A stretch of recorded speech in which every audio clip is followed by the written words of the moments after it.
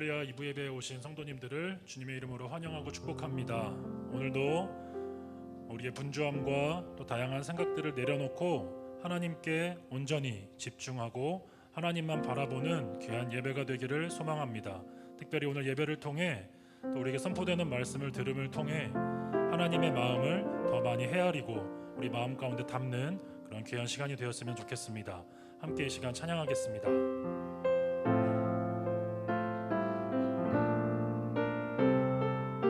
주 안에 있는 나에게, 주 안에 있는 나에게 난 근심이 있으랴. 십자가 밑에 나아가 내 짐을 한 번 더 찬양합니다. 주 안에 있는, 주 안에 있는 나에게 난 근심이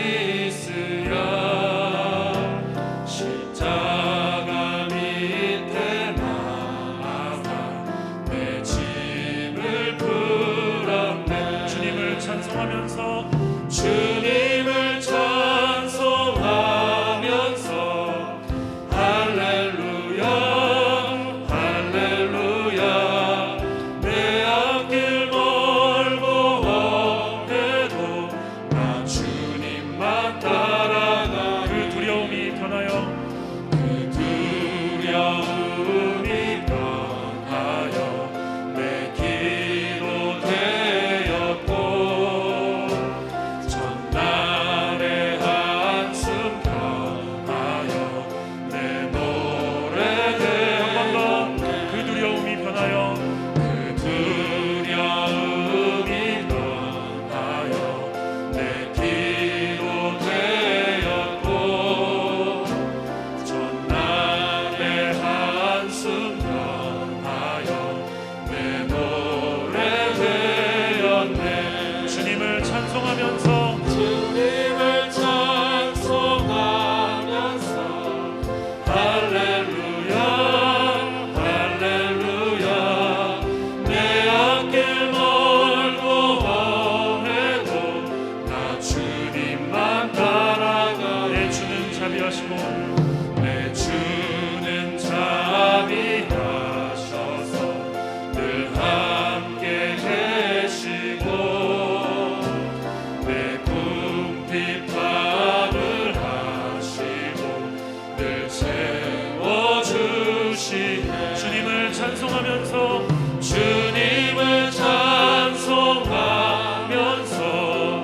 할렐루야 할렐루야.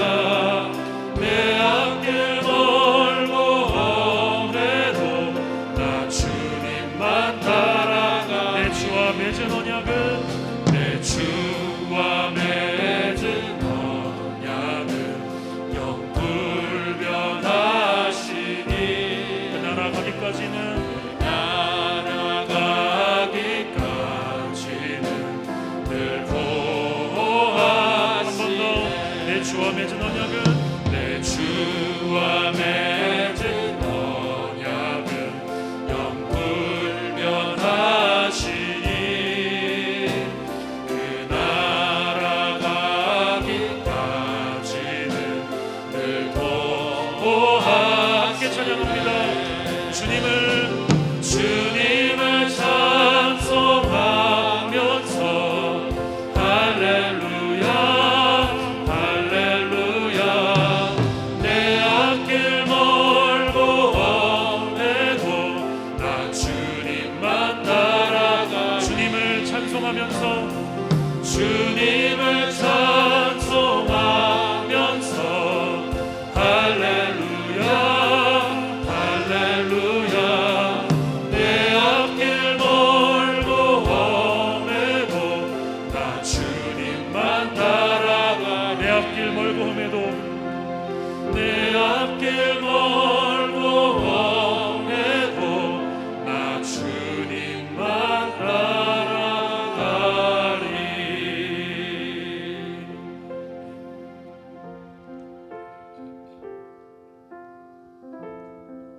밤에 주께서 환상 가운데 바울에게 말씀하시되 두려워하지 말며 침묵하지 말고 말하라. 내가 너와 함께 있음에 어떤 사람도 너를 대적하며 해롭게 할 자가 없을 것이니 이는 이 성 중에 내 백성이 많음이라. 이는 이 성 중에 내 백성이 많음이라. 함께 내 마음의 주를 향한 사랑이 찬양하겠습니다.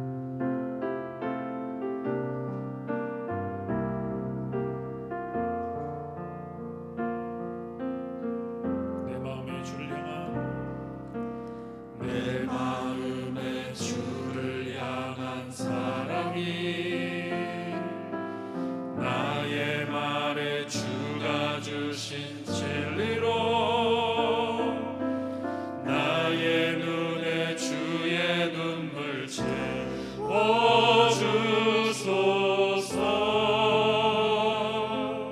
내 입술에 찬양의 향기가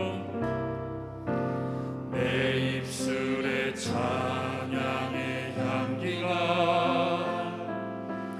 두 손에는 주를 닮은 섬김이 나의 삶에 주의 흔적 남게 하소서. 한 번 더 찬양합니다. 내 마음의 주를 향한 사랑이 내 마음의 주를 향한 사랑이 나의 말에 주가 주신 진리로 나의 눈에 주의 눈물 채워주소서. 내 입술에 찬양의 향기가 내 입술에 찬양의 향기가 두 손에는 주를 닮은 섬김이 나의 삶에 주의 흔적 남게 하소서. 하나님의 사랑이 영원히 함께하리. 하나님의 사랑이 영원히 함께하리. 십자가의 길을 걷는 자에게 순교자의 삶을 사는 이에게 조롱하는 소리와 세상 유혹 속에도 조롱하는 소리와 세상 유혹 속에도 주의 순결한 신부가 되리라. 내 생명 주님께 드리. 한 번 더 내 마음의 주를 향한 사랑이 내 마음의 주를 향한 사랑이 나의 말에 주가 주신 진리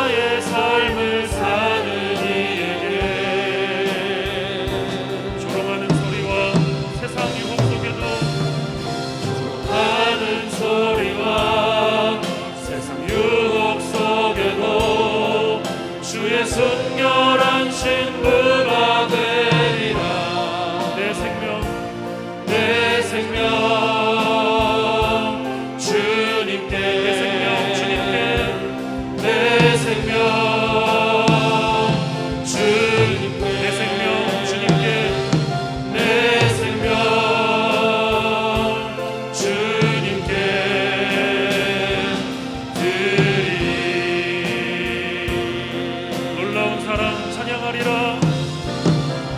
놀라운 사랑 찬양하리라. 우리를 위해 생명 주셨네. 놀라운 사랑 놀라운 사랑 찬양하리라. 십자가의 그 능력 십자가의 그 능력 우리 죄 위해 우리 죄 위해 죽으신 주 십자가 그 사랑 감사하네. 날마다 주의 형상대로 변화되리라.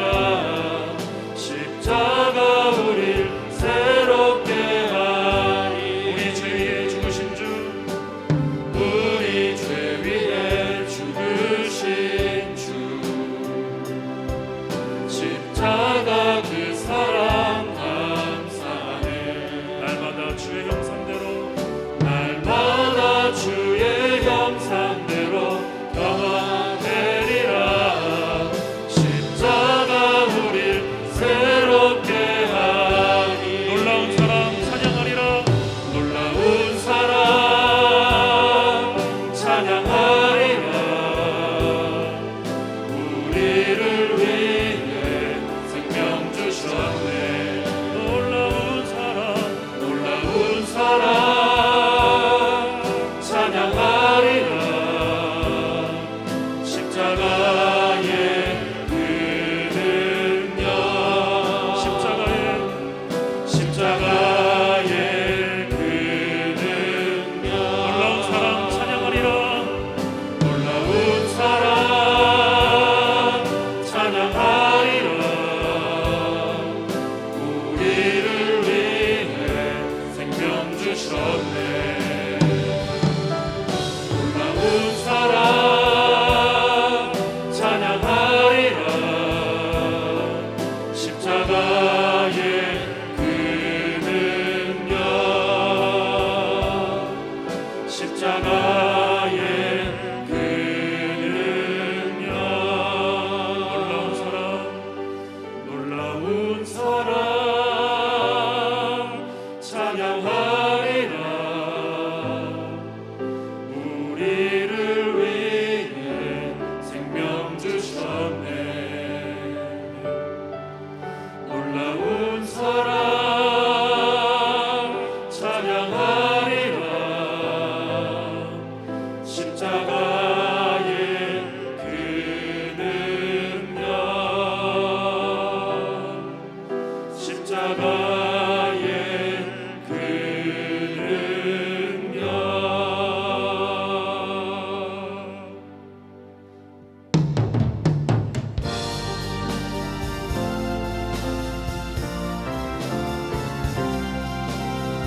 함께 찬양합니다. 왕이신 하나님 왕이신 하나님 높임을 받으소서. 찬양하리라. 영원히 높임을 받으실 그 이름 찬양하리라.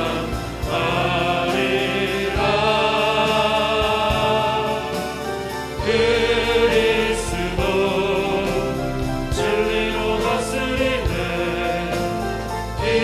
기뻐하라. 온 땅이여 찬양하라. 거룩하신 그 이름 높이리라. 거룩하신 그 이름 높이리라. 거룩하신 그 이름 높이리라. 아멘. 할렐루야. 봄이 활짝 열렸습니다마는 비가 내리고 난 다음 아직은 날씨가 좀 서늘합니다. 산에 올라가 보면 진달래도 피고요, 꽃이 만발합니다. 반드시 오고야만 하는 봄, 우리 안에 거룩한 회복의 역사들이 가득하기를 간절히 바랍니다. 살아계신 하나님 앞에 우리의 전 마음을 다해서 거룩한 예배 올려드리겠습니다.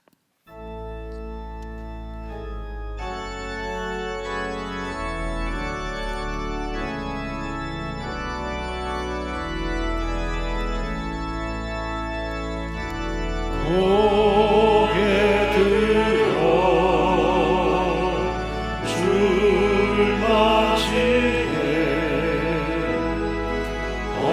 엎드려 경배하며 찬양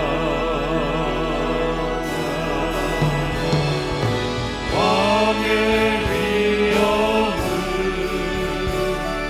신령과 진정한 찬양으로 영광 돌려 만왕의 왕께 아멘. 하나님은 영이시니 예배하는 자가 성령과 진리로 예배하라고 말씀하셨습니다. 우리의 모든 죄와 허물, 상한 마음들 주께서 회복시켜 주시고 어루만져 주시고 은혜로 가득히 채운 복된 시간 되게 도와주옵소서. 십자가를 바라보고 철저하게 의지하는 시간 되게 하여 주옵소서. 침묵 가운데 기도 올리겠습니다.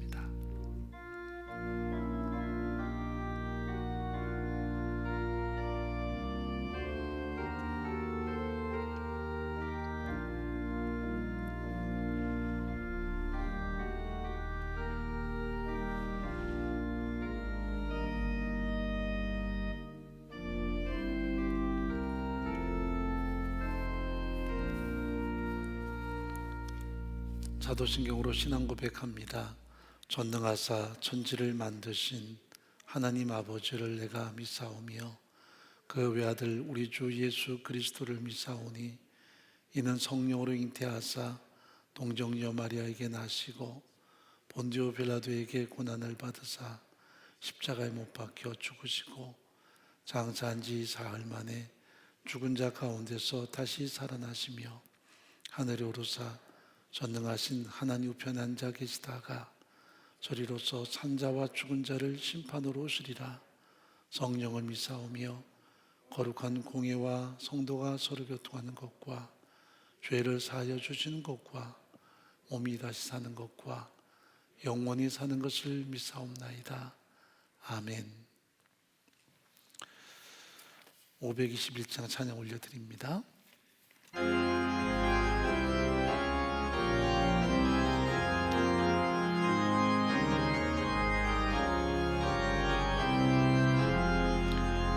어느 민족 누구게나 결단할 때 인간이 참과 거짓 싸울 때에 어느 편에 설 건가 주가 주신 새 목표가 우리 앞에 보이니 빛과 어둠 사이에서 선택하며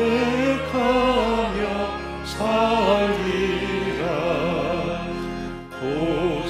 고상하고 아름답다 진리 편에 서는 일 진리 위에 억압받고 명예이익 잃어도 비겁한 자 물러서나 용감한 자 굳세게 낙심한 자 돌아오는 그날까지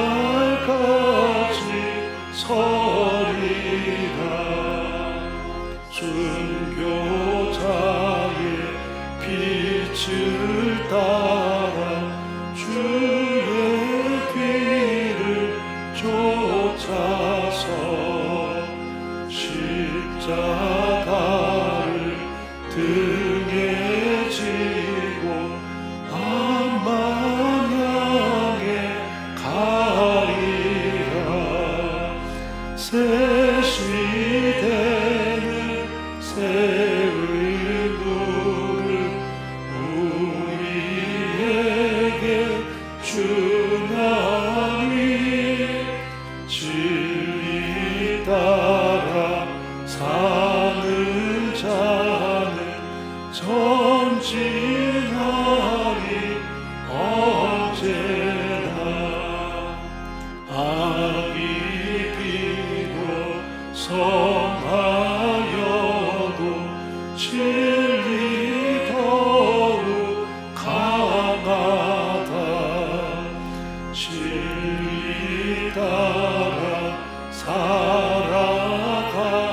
때 어려움도 당하리. 우리 가는 그 앞길에 어두운 장막 덮쳐도 하나님이 항상 계셔 항상 지켜주시리.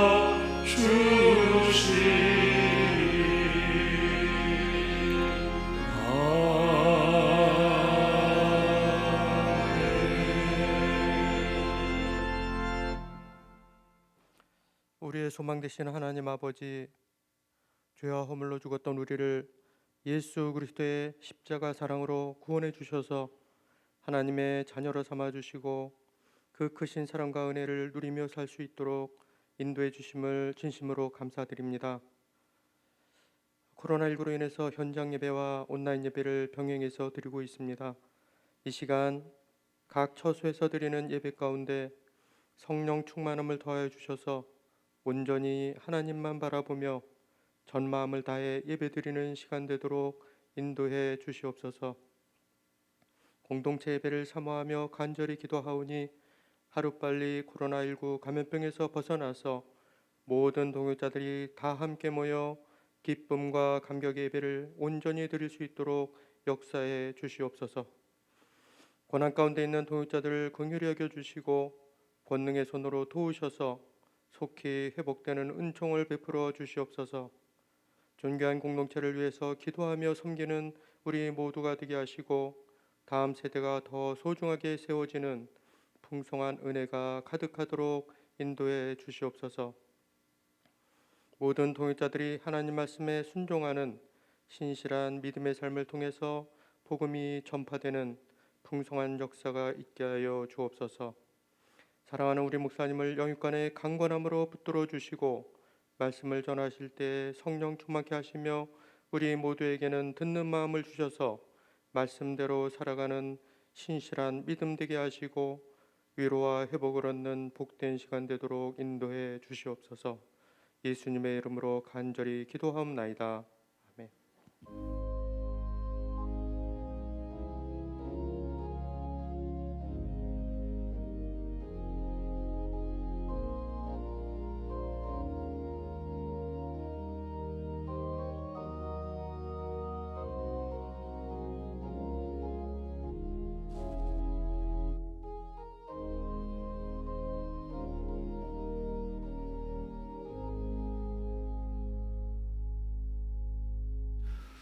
몇 가지 안내 말씀 올려드리도록 하죠. 은혜 공동체 철저한 방역 지침 준수하에 주일 현장 예배와 온라인 예배를 병행해서 드리고 있습니다. 1, 2, 3, 5분은 현장과 온라인이 병행이 되고요. 오후 1시 송도 예배는 현장에서만 진행이 됩니다. 새벽 기도회는 현장 예배만 지금 진행되고 있고요. 고난주간까지 계속 이렇게 현장 예배만 진행이 됩니다. 단 토요일 날은 1시간 늦춰져서 6시에 온라인과 현장이 병행되고요. 다음 주일 지난 고난주간에는 이제 현장과 온라인이 함께 병행이 되겠습니다. 수요예배는 지금 온라인 예배만 진행이 되고 있습니다. 확진자의 수가 좀 줄어들면 현장을 재개할 텐데 지금 현재 400명 넘는 확진자들이 있어서 지금 시간을 보고 있습니다. 주일 전 예배는 가정 예배로 대체해 주시기 바라고요. 날샘 3호로 108페이지를 참조해서 가정에서 예배할 수 있기를 바랍니다. 모든 사람만 모이면 비대면으로 진행이 됩니다. 그래서 우리가 비대면이지만 말씀을 함께 나누고 기도 나누고 서로 격려와 희망을 나눴으면 참 좋겠다 싶은 바람이고요. 순장반도 온라인으로 진행이 됩니다. 주일 오후 4시에 진행이 되고요. 모든 교육부서 지금 본교회는 현장과 온라인이 함께 병행이 되고 있습니다. 다만 학생부는 9시와 11시 현장만 진행이 되고 있고요. 송도주일학교는 11시 영상 예배 참여를 바랍니다. 모든 교육관 공사가 아마도 이달 말까지 진행이 될 듯하고요. 또 송도 중고등부는 이제 오후 2시 30분에 현장 예배에 참여합니다. 중등부는 11시 영상 예배에 참여하고요. 새가족들 모임이 있습니다. 오늘 처음 오신 분들은 반드시 QR코드를 발급받으셔서 새가족 모임에 참여하실 수 있습니다.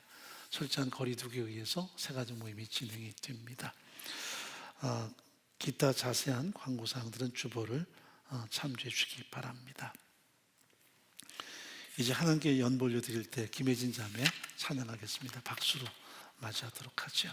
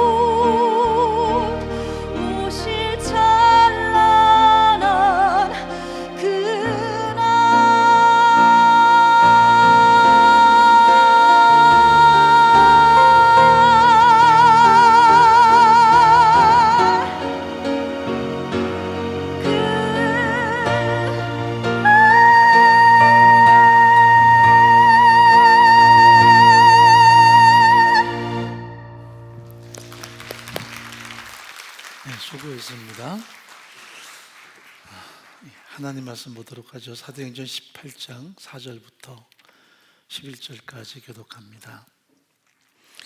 안식일마다 바울이 회당에서 강론하고 유대인과 헬라인을 권면하니라.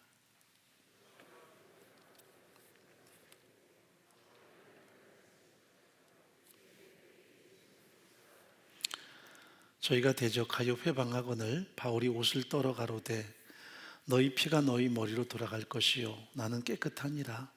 이후에는 이방인에게로 가리라 하고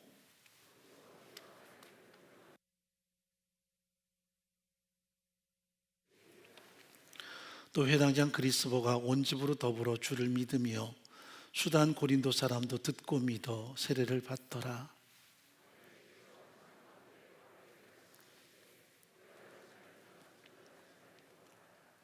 내가 너와 함께 있음에 아무 사람도 너를 대적하여 해롭게 할 자가 없을 것이니 이는 이 성중에 내 백성이 많음이라 하시더라.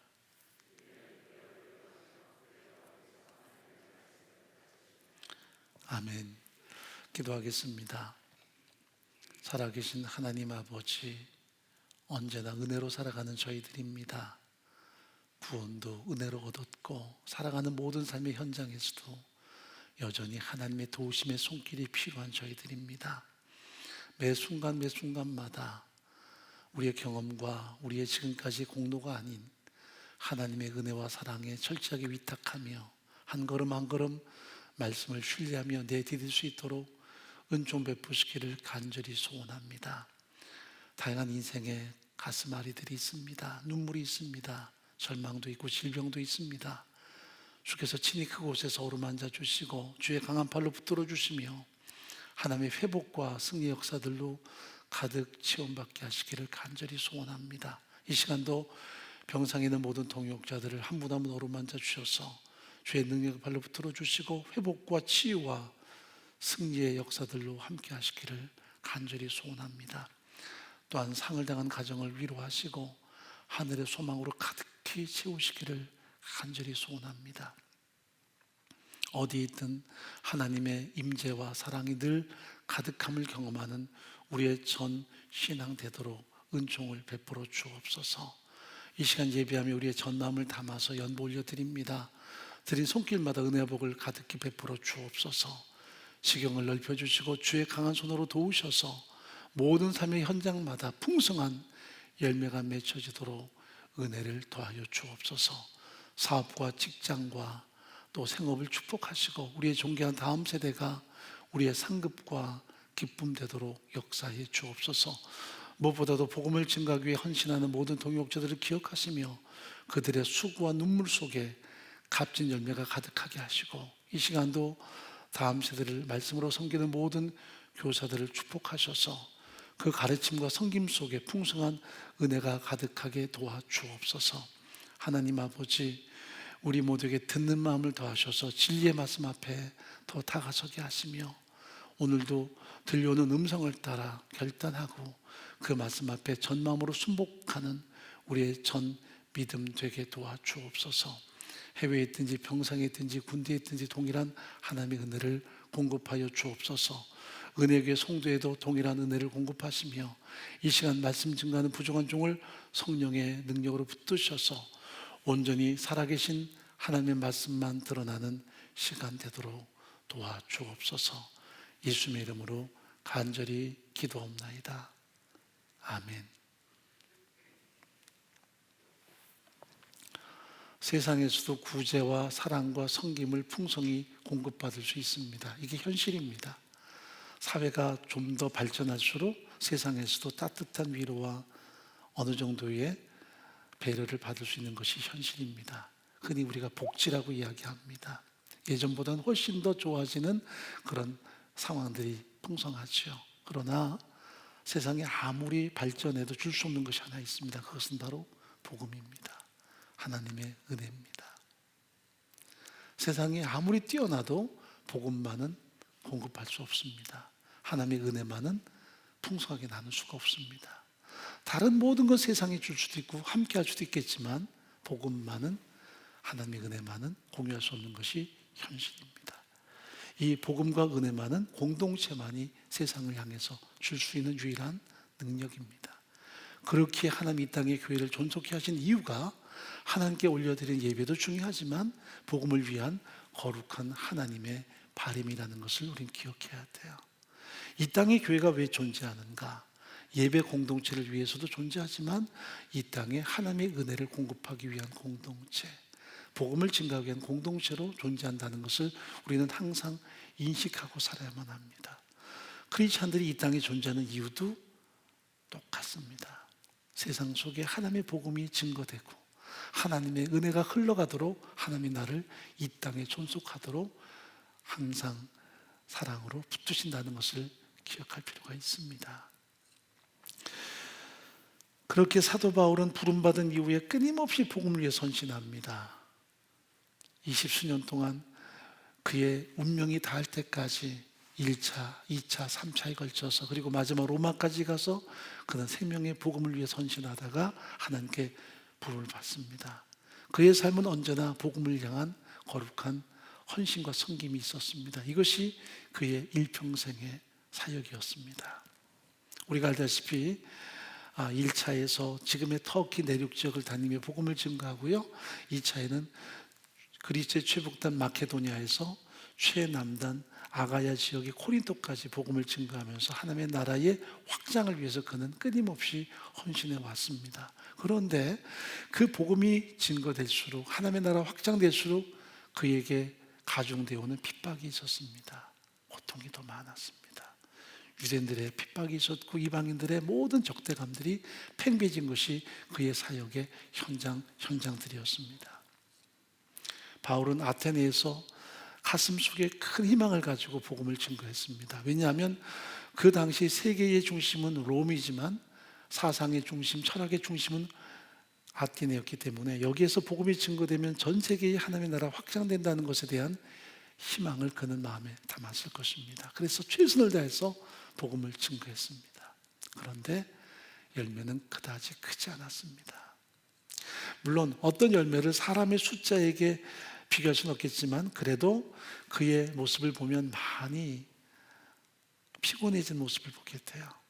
흔히 탈진한 모습을 봅니다. 번아웃된 모습이 여실히 드러나요. 아테네에서 그렇게 열심히 복음 증거하지만 몇 사람만 예수를 믿는데 그쳤기 때문에 교회가 세워지거나 하나님의 나라 확장됐다는 증거들이 거의 나타나지 않습니다. 그래서 바울은 이어서 지금의 고린도 남쪽에 있는 아가야 남쪽에는 코린토를 향해서 발길을 옮기기 시작했습니다. 그때 그는 상당히 좀 마음에 의기소침한 느낌들이 나타났죠. 그러나 하나님이 그에게 소중한 만남을 통해서 새로운 힘을 공급하셨습니다. 바로 아굴라와 브리스길라 부부였어요. 이들도 정말 가혹한 삶의 현실에 내몰린 사람들이었습니다. 로마에 살다가 클라우디오 황제 때에 한날 한시에 모든 걸 다 잃어버린 채 추방당해버린 크리스찬들이었습니다. 지금 터키 최북단 폰투스의 태생이었던 이 사람들이 로마까지 흘러가서 거기서 자신의 삶을 일구었는데 이들이 공교롭게도 추방당해서 아무것도 가지지 못한 채 고린도로 흘러오게 됐죠. 그들의 가업은 장막을 만드는 일이었습니다. 텐트를 만드는 텐트 메이커였어요. 그래서 그들은 저작거리에서 텐트를 만들거나 수선하는 그런 일에 힘쓰면서 삶을 꾸려가는데 바울도 가슴 속에 많은 탈진이 있었고 좌절이 있었기에 복음 증거하지 못한 채 시간을 내서 아고라에 가서 텐트를 수선하고 텐트를 만드는 자기 본래 가업을 이제 이어갔습니다. 자비랑 성수하기 때문에 시간만 나면 바울도 호구지책이 아니라 사람들을 만나기 위해서 아고라에서 텐트를 만들거나 수선하는 그런 일들을 감당했었습니다. 때마침 이 만남을 가지게 되지요. 그로 인해서 일생일대의 동역자를 얻게 되고 가슴 속에 새로운 불꽃이 점화되는 현장을 사도 바울은 경험하기 시작합니다. 여러분, 우리가 구약에 보면 하나님께서 직접 사자를 보내서 천사를 보내서 사람들을 어루만지고 회복하는 현장들이 등장을 해요. 엘리야가 번아웃됩니다. 3년 6개월 동안 그렇게도 하나님만을 의지하며 그 어두운 세대의 그리스도의 하나님의 진리를 증거하지만 세상은 전혀 변화되질 않습니다.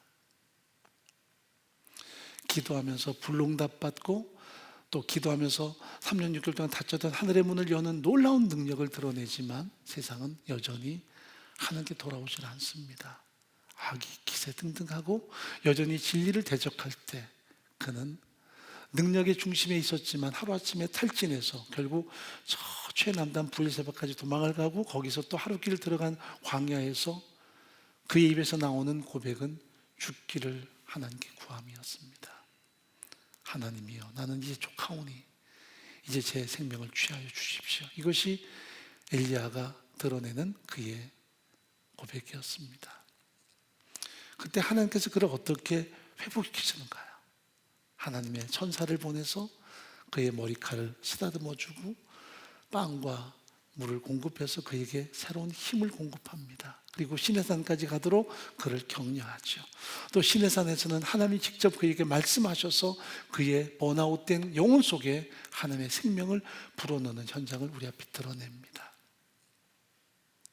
그런데 신약에서는 전혀 다른 하나님의 어루만지심이 등장을 하죠. 그것은 사람을 통한 회복이었습니다.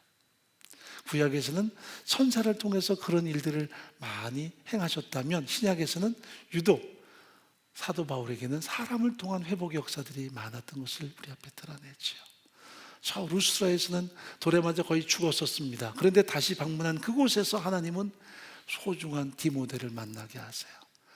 더구나 바나바와 결별하고 더 가슴속에 큰 아픔과 눈물을 가졌을 이 바울에게 소중한 일생일대의 동역자를 만나게 하십니다. 그래서 바울의 가슴속에 새로운 불꽃이 점화가 되는데 또 이렇게 탈진했던 이 바울에게 새로운 불꽃을 점화시키는 인물들이 브리스가 아굴라 부부였습니다. 사람을 통해서 하나님이 그 가슴속에 거룩한 열정을 타오르게 하셨습니다. 누군가 당신의 가슴속에 불을 붙여줄 사람이 있다. 유명한 알버트 슈바이처 이야기입니다만은 우리가 공동체 안에서 우리 가슴에 불을 붙일 사람이 있는가를 항상 깊이 생각해야만 합니다. 간혹 청년들의 문자를 받거나 또 제가 예전에 여행을 자주 할 때는 우리 아카데미 친구들에게도 그런 상담을 받을 때가 있습니다. 가까웠는데 왜 나를 지금 왕따시킬까? 왜 좋았던 관계가 서로 서먹해질까 하는 얘기들을 가끔 합니다. 그래서 내가 떠나야 되는가 하고 청년들은 고민하기도 하고요. 또 아이들은 굉장히 마음속에 실망을 갖기도 합니다. 그때 제가 주는 교훈이 뭐냐면 관계가 참 좋은 곳이지만 그 관계가 성령과 진리 안에서 이루어지지 않으면 항상 인간은 쉽게 실증내는 존재라고 이야기합니다. 아무리 밀착되고 가까워도 언젠가는 한계가 오는데 특히 크리스찬들은요 아무리 가까웠더라도 그 관계가 성령과 진리로 인해서 연합되지 않으면 언제나 위험이 와요. 세상은 세상의 가치관으로 밀착됐기 때문에 평생 그러고 살아가지만 그러나 공동체 안에서의 코이노니아, 거룩한 성도의 교제는 언제나 성령과 진리가 그 중심에 있어야만 가능합니다. 우리가 사도신경에도 성도의 교제라는 말을 끊임없이 합니다. 공동체가 존재하는 이유는 예배 공동체, 복음 증거의 공동체지만 또 한 가지 중요한 것은 성도의 교제예요. 서로 배려하고 서로 격려하고 서로 위로하고 서로 연합하는 것인데 그 핵심은 관계가 아니라 성령과 진리예요. 우리가 왜 하나가 돼야 되는가? 성령과 진리에 의해서 거룩한 목적이기 때문입니다. 그런데 이것이 사라져버리면 관계는 항상 어려워져요. 많은 교회 안에서 관계들이 와야 되는 이유가 뭐냐면 성령과 진리로 만났다가 성령과 진리는 사라지고 관계만 남으니까 결국 육적인 관계 속에서 갈등이 와요. 그래서 가슴앓이를 많이 해요. 제가 지난번에 그 서로 간에 힘들었던 관계 속에서 어떻게 정리를 할 것인가 하는 얘기들을 몇 번 했었습니다. 그래서 힘든 관계 어떻게 우리가 정리할 것인가, 고통스러운 관계 어떻게 떠날 것인가, 게리 토마스의 책을 제가 소개하면서 몇 번 말씀을 드렸는데, 우리가 부모 자식 간의 관계, 그리고 부부 간의 관계는 떠날 수가 없습니다. 그때는 끌어안고 끝까지 가야 돼요. 기도하면서 하나님의 도우심을 구하며 끝까지 가야 되는데, 모든 관계는 시작이 있으면 끝이 있기 마련입니다. 이렇게 좋은 우리 관계도요, 항상 뭔가 갈등이 오면 점검을 해봐야 돼요. 우리가 지금 성령 안에서 관계하고 있는가, 진리 안에서 우리가 서로 관계하고 있는가를 점검해서, 대부분의 갈등은 성령과 진리를 떠나 있기 때문에 오는 하나의 문제성일 수 있습니다. 그때 끊임없이 점검해야 돼요.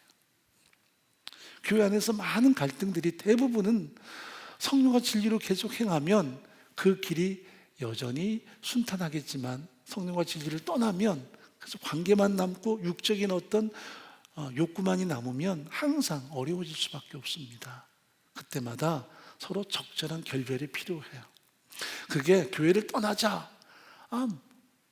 그런 얘기가 아니라 서로 간에 적절한 굿바이가 필요합니다. 공동체 안에서도 우리가 지금까지는 잘 지내왔는데 서로 묘한 갈등이 형성되니 이제부터는 우리가 서로 이런 관계가 아닌 성령과 진리 안에서만 교제합시다라는 하나의 선을 긋는 작업이 필요한 거예요. 안 그러면 이게 어려워져요. 교회를 위험하게 만들어요.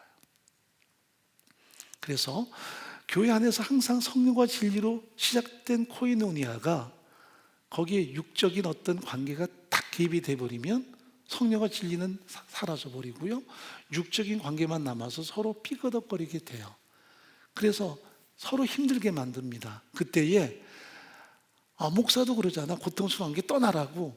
그러나 우리에게는 기도할 수 있는 과정이 있습니다. 기도하며, 하나님, 우리가 관계가 참 좋은 곳이지만 성령과 진리가 아닌 인간 관계로 관계를 했습니다.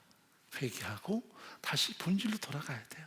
성령과 진리로. 그러면 그 모든 관계가 다 회복이 될 텐데, 우리는 대부분 그런 과정을 겪지 않고 그냥 결별을 선언할 때가 많이 있습니다. 여러분 기억하세요? 사람만이 고통을 주는 대상이기도 하지만 사람만이 희망을 주는 새로운 돌파가 되기도 해요. 그러니까 사람에게 받은 상처는 또 사람을 통해 치유돼야지 다른 것을 치료할 수가 없습니다. 그래서 공동체 안에서 우리가 정말 많은 사람을 통해 상처도 있겠지만, 또 한 가지, 성령과 진리로 행하면 항상 그 속에 위로가 있다는 것도 기억해야 돼요. 우리가 기도로 함께하는 자리, 말씀으로 함께하는 자리, 그리고 거룩한 섬김과 헌신으로 함께하는 자리에는 상처보다는 은혜가 많고 위로가 많아요. 그러나 이것이 다 끝나고 관계만 계속되면 그것은 다 상처가 될 위험성이 많아요. 지금 바울도 일생일대의 위로를 받는 현장은 세상이 다 자신에게 돌을 던지거나 자기를 대적하거나 자기를 떠나갔을 때, 하나님은 그 만남을 통해서 성령과 복음을 통해 연합하도록 도우시고 그 가운데 그의 가슴 속에 새로운 불꽃이 조망하대요. 여러분, 이 아굴라와 브리스길라도 흔히 요새 말로 말하면 평신도들인데 아무것도 가지지 못한 채 로마로부터 추방당했습니다. 얼마나 망연자실했겠습니까? 평생 일구었던 가업들, 모든 자신의 재산 아무것도 건지지 못한 채 그저 보따리에 들고 쫓겨난 것이 그들의 삶이었다면 원망이 얼마나 많았겠어요. 그런데도 잠잠히 하나님 바라보고 감사하며 자신에게 주어지는 생업을 따라서 아고라에서 천막을 만들거나 천막을 수선할 때 바울이 그들을 만나서 그들로부터 받은 놀라운 위로가 있었을 거예요. 왜 나는 이렇게 마음에 낙심이 많을까? 왜 나는 번아웃해서 이렇게 침체됐을까? 그래서 뭔가 가슴 속에 부끄러움과 더불어서 새로운 불꽃이 일어나기 시작했습니다. 그것이 복음에 대한 그의 열망이었어요. 그래서 바울은 4절에 보면 이 만남 이후에 안식일마다 회당을 중심으로 복음을 재점화하기 시작합니다. 읽어보죠. 안식일마다 바울이 회당에서 강론하고 유대인과 헬라인을 권면하니라 하고 복음을 위해서 다시 헌신하기 시작합니다. 그런데 여지없이 핍박과 환난은 다가오지요. 5절, 6절 읽어봅니다. 실라와 디모데가 마게도냐로서 내려오매 바울이 하나님의 말씀에 붙잡혀 유대인들에게 예수는 그리스도라 밝히 증거하니 저희가 대적하여 회방하거늘 바울이 옷을 떨어 가로되 너희 피가 너희 머리로 돌아갈 것이요 나는 깨끗하니라 이후에는 이방인으로 가리라 하고 그들을 떠나요. 바울이 회당을 주시러 복음을 증거할 때에 놀라운 복음의 역사가 나타나지만 대적자들이 끊임없이 바울을 대적합니다. 그를 대적해서 그에게 어떤 테러를 가려고 할 때에 바울은 떠밀려서 그 모임을 떠나게 돼요. 그러면서 말로는 그렇죠. 옷을 털어버리면서 내가 이제 입안에 가겠다 하지만 실제로 그가 간 곳은 그다지 멀지 않은 회당 바로 옆이었어요. 마음에는 확 떠나고 싶은데 그러나 성령과 진리가 그로 하여금 멀리 떠나게 못해요. 아유 지긋지긋하고 징그러워서 내가 떠나야지 하는데 성령과 진리는 그의 발목을 잡아서 바로 회당 옆 디도 유스도의 집에 유숙하면서 그는 여전히 복음을 증거합니다. 나쁜 관계는 떠나지만 그러나 여전히 그의 한계는 성령과 진리 안에 존재해요. 그럴 때 어떤 적대감, 어떤 갈등조차도 하나님의 보호하심 속에 다시 이루어진다는 것을 성경은 분명히 말씀하세요. 자, 그래서 여기 7절 한번 읽어보겠습니다. 거기서 옮겨 하나님을 공경하는 디도 유스토라 하는 사람의 집에 들어가니 그 집이 회당 옆이라. 멀리 안 갔어요. 바로 근처예요. 지금도 코린도 성서지리 가보면 이 코린도 공동체의 흔적들이 있고요. 그 바로 옆에 보면 이 디도 유스토의 집터가 남아 있습니다. 보면 담장 사이예요. 내가 옷을 떨어버리면서 멀리 가리라 했는데 담장 옆에 있습니다. 그게 우리의 한계예요. 또 때로는 바울이 정말 소중했던 신앙적인 태도지요. 마음 같아서는 확 떠나고 싶지만 그러나 진리와 성령이 그를 붙잡아서 여전히 생명의 복음을 증거하도록 그 근처에 머물러 있도록 그를 이끄셨습니다. 놀라운 역사가 나타납니다. 8절입니다. 또 회당장 그리스보가 온 집으로 더불어 주를 믿으며 수단 고린도 사람도 듣고 믿어 세례를 받더라. 회당장이 크리스찬이 됩니다. 수많은 고린도 사람들이 죽게 돌아옵니다. 자신의 지금까지 섬겼던 아프로디테를 다 버리고 비너스를 버리고 하나님께 돌아와서 예수의 십자가 죽으신 부활을 믿고 크리스찬이 됩니다. 놀라운 생명력이 파급되기 시작한 것이었습니다. 그러자 회당장마저 이렇게 회심했을 때 유대인들의 핍박은 점점 더 거세지기 시작했습니다. 극렬해지는 거죠. 그때 바울의 가슴 속에 그림자들이 형성이 됩니다. 트라우마입니다. 과거 루스트라에서도 그렇게 돌아맞아 거의 죽었었습니다. 데살로니가에서도 그렇게 그는 핍박을 당할 뻔했는데 간신히 탈출을 했습니다. 쫓아온 유대인들이 베리아까지 와서 그를 어떻게든 위협하려고 했습니다. 그래서 하나님은 그를 또 탈출하도록 이끄셔서 아텐까지 갔습니다. 그런데 그들은 끊임없이 바울을 위협하고 대적합니다. 여러분, 바울도 사람입니다. 왜 두려움이 없겠습니까? 가슴 속에 응집되는 두려움이 있었습니다. 9절이 그 두려움에 대해서 하나님께서 해결하시는 처방전입니다. 읽어보죠. 밤에 주께서 환상 가운데 바울에게 말씀하시되 두려워하지 말며 잠잠하지 말고 말하라. 여러분, 두려워하지 말아라 하는 이 말씀은 이해가 됩니다. 두려워하는 바울에게, 트라우마가 있는 바울에게 두려워하지 마라, 내가 너와 함께 있을 것이다 라고 말씀하시는 것은 참 위로가 되는데, 그러나 한 가지 더, 잠잠하지 말고 말하라. 왜 이런 말씀을 주께서 바울에게 주시는 걸까요? 그는 두려워서 입을 다물고 있습니다. 핍박이 더 거세질까 봐, 핍박이 더 거센 불꽃처럼 자기를 엄습해 올까 봐 이제는 두려운 나머지 입을 다물고 있어요. 그러자 주께서 두려워하지 말아라, 잠잠하지 말고 말해라, 이것이 주님의 처방이었습니다. 그리고 또 말씀하죠. 10절 말씀, 내가 너와 함께 있음에 아무 사람도 너를 대적하여 해롭게 할 자가 없을 것이니 이는 이 성 중에 내 백성이 많음이라. 이 말씀은 이 성에 아직도 구원받을 사람이 많기 때문에 너를 하나님의 사명을 완수할 때까지는 절대로 누구든 해하지 못한다. 그리고 내가 너를 붙들고 있다 하는 약속의 말씀이거든요. 그래서 바울에게 입을 열어서 말하라 하고 그를 독려하십니다.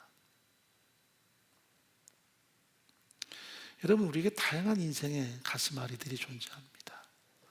1년 넘게 코로나 때문에 참 여러 가지 피폐해진 우리의 삶입니다. 사업도 만만치 않고요. 또 직장생활도 만만치 않습니다. 제가 우리 동역자들이 이렇게 바라보면 글쎄요, 1년 동안에 우리가 많이 힘들었구나라는 것을 느껴요.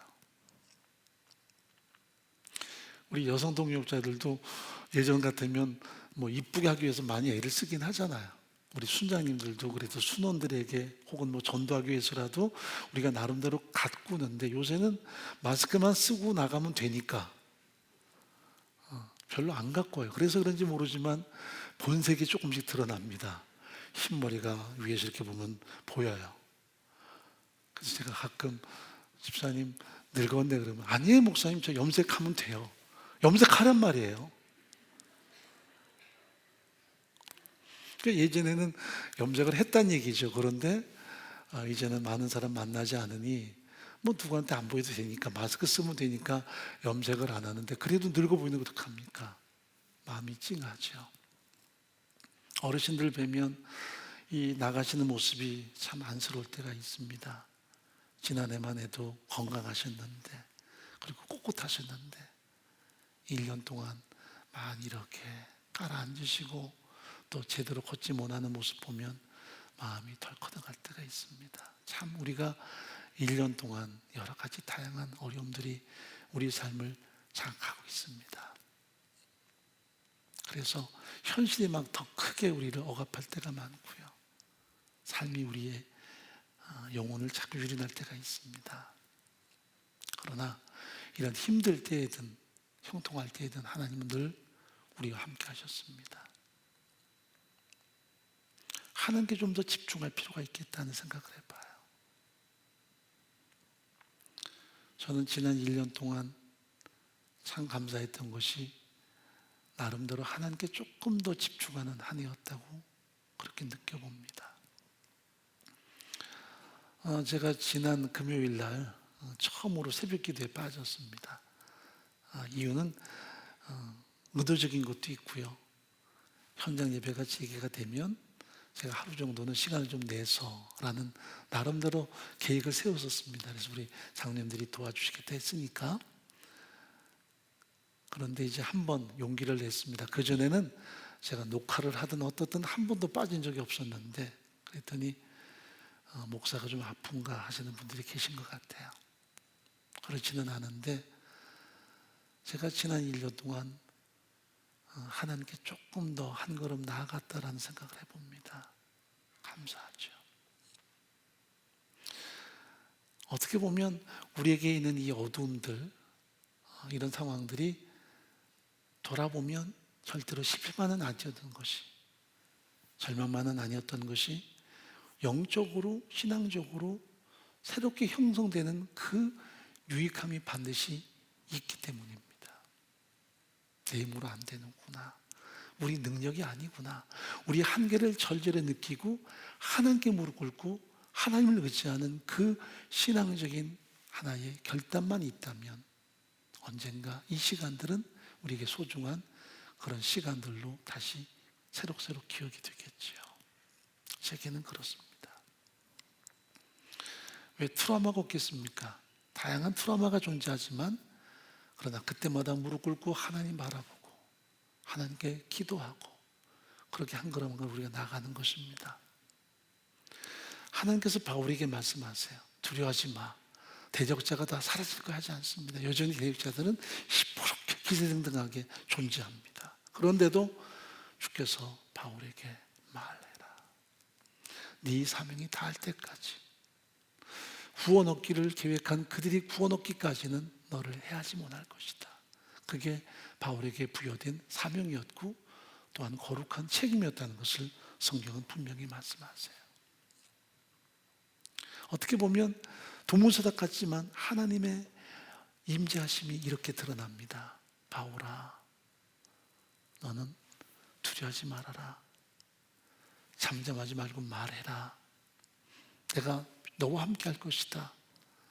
그리고 이 도시에 구원 얻을 사람이 많구나. 너를 해할 자가 없단다. 그러니 너는 제발 좀 입을 열어서 증거해라. 이것이 하나님의 요청이었습니다. 복음을 향한 요청이었어요. 네가 지금 전하지 않으면 구원 얻을 자가 없다는 거예요. 입을 열어 전해야만 누군가 듣고 성령이 그 들음을 통해서 역사할 것이고 그들 속에 거룩한 생명력을 불어넣을 텐데, 네가 여기에서 주저앉아서 되겠니? 절망해서 되겠니? 입을 열어서 말하라 하시는 거예요. 여러분, 전해야만 성령이 그 전함을 통해서 역사할 수 있습니다. 믿음은 들음에서 나고 들음은 그리스도의 말씀이니까 우리가 전할 때 내 말이 아닌 성령이 거기에 역사하셔서 하나님의 구원의 능력이 되게 하시는 놀라운 역사들이 나타나요. 그게 바로 우리에게 주신 하나님의 거룩한 바람이라는 것을 성경은 말씀합니다. 그래서 바울은 나중에 로마에 구금되어 있으면서도 사슬에 묶인 자기를 위해서 기도할 것을 에베소 공동체에게 부탁하는데 이렇게 고백합니다. 에베소 6장 19절 한번 읽어보죠. 또 나를 위하여 구할 것은 내게 말씀을 주사 나로 입을 벌려 복음의 비밀을 담대히 알리게 하옵소서 할 것이니 이를 위해 내가 세상에 매인 사신이 된 것은 나로 이 일에 당연히 할 말을 담대하게 하려 하게 하심이니라. 바울이 사슬에 묶인 사신이 됐어요. 그러니까 엠베서더, 흔히 대사가 됐는데 로마로 온 하나님의 나라의 대사가 아니 무슨 수많은 병거를 끌고 영광 가운데 오는 게 아니라 사슬에 묶여서 옵니까? 사람들은 바라보면서 뭐 하나님의 나라의 대사가 저 모양이야 할지 모르지만 그렇게 묶여온 자신을 통해 하나님은 입을 열어 복음을 증거하게 하시고 그 복음이 하나님의 나라의 영광과 권능을 선포하는 능력이라는 것을 지금 확신하기에 나 위해서 기도하는데 사슬이 풀려나기를, 감옥에서 풀려나기를 구하는 게 아니라 나로 입을 열어서 이렇게 초라한 상황이 또 이렇게 얽혀있는 상황에서 절망하지 않고 입을 열어 증거할 때마다 그 복음을 통해 나타나는 위대한 생명력으로 이 로마가 하나님의 구원이 파급되기를 기도해 주십시오 하는 것이 바울의 간절한 바람이에요. 여러분, 고린도에서는 그가 두려움 때문에 입을 다물고 그리고 지금까지 있었던 트라우마 때문에 그가 마음에 번아웃됩니다. 그런데 정작 로마까지 가서 사슬에 묶이고 죽음의 그림자가 점점 다가옴에도 불구하고 그는 어떤 두려움에 사로잡히는 것이 아니라 이런 가운데서 입을 열어 복음을 전할 수 있도록 해달라 기도한단 말이죠. 얼마나 놀라운 그의 신앙의 상승입니까? 아마 고린도에서 그는 가슴속 깊이 경험했을 거예요. 아, 현실이 아무리 막막해도 거기에 내가 장악당해서는 안 되는 거구나. 언제나 하나님 바라보고 하나님 의지하고 입을 열어서 십자가의 피 묻은 복음을 증거할 때 하나님은 그 복음을 통해 역사하는 생명력을 드러내시는구나. 내가 사명에 닿을 때까지는 내 인생이 무너지지 않는다.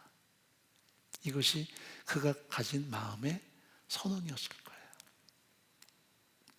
그래서 그는 여전히 복음 전하며 하나님의 나라를 이 땅에 파급시켜 나가는 존귀한 사역자로 세워져 갑니다.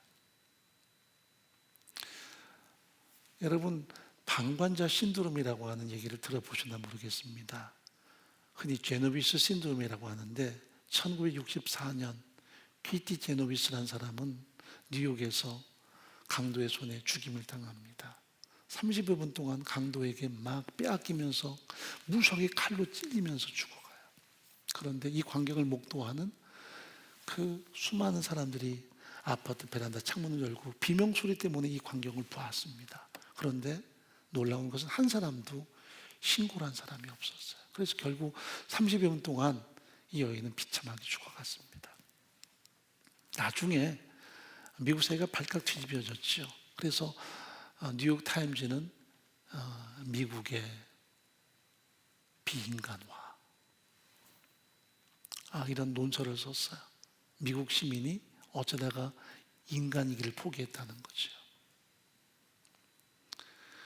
사회가 너무나 냉혈적이 됐다는 얘기도 하고요.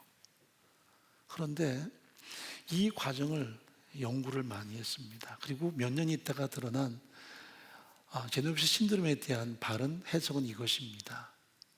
그들이 냉혈한들이 많아서 남의 모든 어려움들을 내몰라라는 것만은 아니었다는 거죠. 문제는 너무 목격자가 많았다는 거예요. 너무나 많았으니 누가 하겠지라는 생각으로 그냥 지나간 거예요. 그래서 여기에 반대로 조사를 한번 했습니다. 그게 뭐냐면 한 사람의 대역 배우를 세워서 이 사람이 발작을 하도록, 뉴욕 한복판에 발작하도록 했어요. 그랬더니 사람이 한 사람밖에 없을 때는 대부분 가서 도와줘요. 그러나 여러 사람이 있을 때는 사람이 더 많을수록 관심을 덜 가져요. 방관자 효과입니다. 우리가 이렇게 복음 전합시다 그래도 우리가 방관자인 입장이 뭐냐면 누군가 하겠지라는 굉장히 악한 사단의 생각이에요. 누군가 하겠지. 누군가 하겠지. 만약 사도 바울이 유대인들이 많이 사는 이 고린도에 와서 더구나 그들이 시시탐탐 이 바울의 생명을 노리고 있는 존재라고 하는 것을 가슴속에 담고 있다면 얼마나 힘들겠습니까? 그래서 때가 좋아지면, 상황이 좋아지면, 아니면 내가 아니라도 누군가가 했다면 그 고린도는 영영 가망이 없는 도시가 되어버리고 말아요. 그래서 하나님께서 바울에게 너는 잠잠하지 말고 말해라. 이 도시에 내 백성이 많구나. 내가 너와 함께한다. 너를 해할 자가 없을 것이다. 그런 간곡한 당신의 바람을 말씀하시는 것은 입을 열어서 증거되는 복음만이 그들을 살리는 유일한 능력일 테니까요. 하나님이 뭘 원하시겠어요? 온 우주를 창조하신 분이신데. 그러나 구원 얻는 것만은 예수 십자가 피 묻은 복음으로 우리가 증거해야만 성령이 역사하셔서 그들 가운데 구원을 얻게 하시는 능력으로 나타나니까요. 이게 하나님의 바람이거든요. 그래서 바울에게 주님은 말씀하세요. 너는 두려워하지 말고 잠잠하지 말며 말하라. 이 성중에 내 백성이 많구나. 그게 하나님의 바람이었어요. 우리가 이런 험악한 시대, 이런 어두운 시대에 여전히 이 땅에 교회가 존재하는 이유는 교회가 이런 코로나 때문에 많이 위축되어 있지요. 그러나 여전히 복음은 증거돼야 되고 그래야만 성령의 역사 속에 구원하는 사람들의 수가 분명히 드러날 테니까요. 그것이 교회가 존재하는 유일한 희망, 목적이 아니겠습니까? 우리 안에 그런 소중한 생명력이 더더욱 파급될 수 있기를 간절히 바랍니다. 하나님 아버지, 복음만이 세상을 살릴 유일한 능력입니다. 교회만이 이 땅을 회복하는 유일한 등대 같은 존재입니다. 이것을 알고 끊임없이 복음 위해서 헌신하며 입술을 열어 예수의 구원을 증거할 때마다 성령과 진리의 역사가 가득히 드러나서 하나님의 생명력이 파급되는 현장을 함께 경험할 수 있도록 은혜를 베풀어 주옵소서. 예수님의 이름으로 기도합나이다. 아멘. 우리 하나님께 찬양 올려드리죠. 나의 소망은 주 경외함.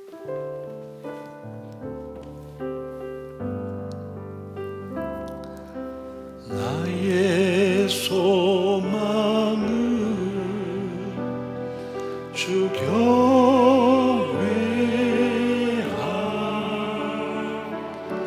내 마음을 다해 주 경배해.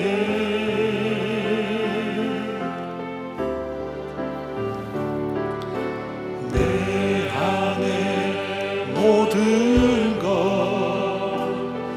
주 찬양해.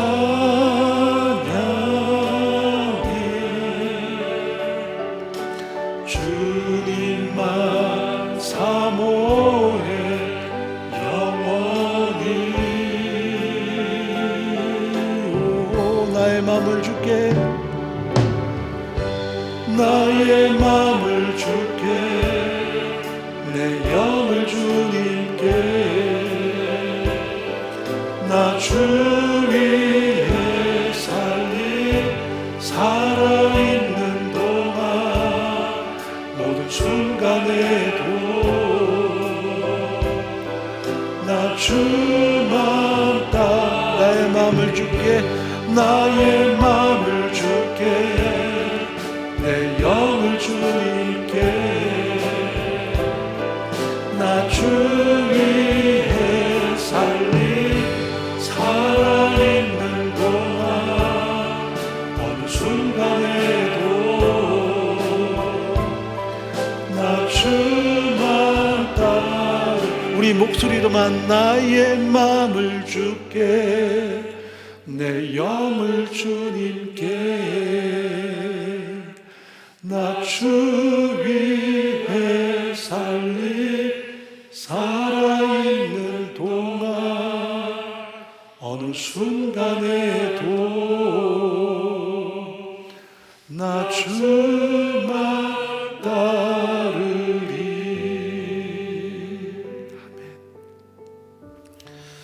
우리 함께 기도하겠습니다. 우리 인생 속에 다양한 아픔들이 존재합니다. 갈등도 존재합니다. 문제도 존재합니다. 그러나 그것이 우리로 하여금 무조건 떠나게 하고 무조건 주장케 하는 것만은 아닙니다. 사도 바울은 사람에 대한 트라우마가 있었습니다. 그때에 주눅 들고 절망했을 때 사람을 통해 회복시켜 주시고 또 주님이 그에게 말씀하십니다. 바울아, 잠잠하지 말고 말하라. 이 성중에 내 백성이 많구나. 내가 너와 함께 할 것이다. 너를 해할 자가 없을 것이다. 약속하십니다. 이 비밀을 알게 된 바울은 로마에 끌려가서도 갇힌 자기를 위해서 기도할 때 풀려나기를 기도하는 게 아니라 사슬이 풀려날 것이 아니라 이런 가운데서도 복음이 증거되고 하나님의 나라가 확장될 수 있도록 나로 입술을 열어 이런 묶여있는 상황에서도 복음 전할 수 있도록 하나님 힘을 더해 주십시오 라고 기도해 줄 것을 부탁을 합니다. 그의 신앙의 완성이죠. 우리도 이런 상황에서도 복음이 증거되며 우리를 통해 하나님의 나라가 확산되는 현장을 경험하게 도와주옵소서. 성령과 진리로 늘 견고히 서는 우리의 신앙 되게 하옵소서. 잠깐 동안 함께 기도합니다.